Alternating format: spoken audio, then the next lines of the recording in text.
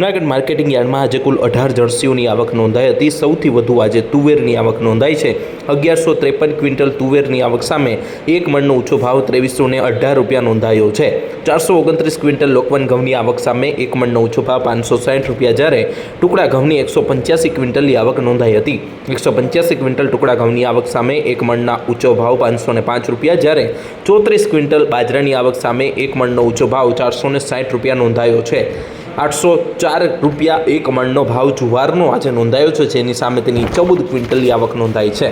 330 quintal ચણાની આવક સામે એક મણનો ઊંચો ભાવ 1220 રૂપિયા, જ્યારે 49 ક્વિન્ટલ અડદની આવક સામે એક મણનો ઊંચો ભાવ 1962 રૂપિયા નોંધાયા છે। આજે જૂનાગઢ માર્કેટિંગ યાર્ડમાં 298 ક્વિન્ટલ તલની પણ આવક નોંધાઈ છે, જેની સામે એક મણનો ઊંચો ભાવ 2900 રૂપિયા નોંધાયો છે।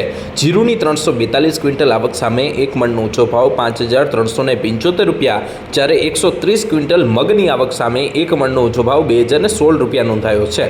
સોયાબીનની પણ સારી એવી આવક જૂનાગઢ માર્કેટિંગ યાર્ડમાં નોંધાઈ રહી છે। સોયાબીનની 650 ક્વિન્ટલ આવક સામે એક મણનો ઊંચો ભાવ 886 રૂપિયા નોંધાયો છે। આમ વિવિધ જણસીઓની સારી એવી આવક જૂનાગઢ માર્કેટિંગ યાર્ડમાં નોંધાઈ હતી અને સારો એવો ભાવ પણ ખેડૂતોને મળ્યો હતો। ખેડૂતોને સારો એવો ભાવ જૂનાગઢ માર્કેટિંગ યાર્ડમાં મળી રહ્યો છે। આ સાથે સૌરાષ્ટ્રભરમાંથી ખેડૂતો છે તે જૂનાગઢ માર્કેટિંગ યાર્ડ એટલા માટે પસંદ કરે છે કે અહીં કોઈ પણ પ્રકારનો ઉતરાઈ ચાર્જ લેવામાં આવતો નથી।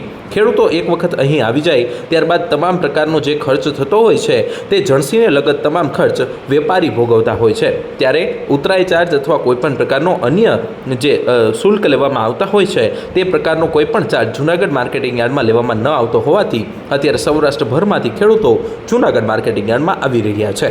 આશિષ પરમાર, ન્યૂઝ 18 જૂનાગઢ।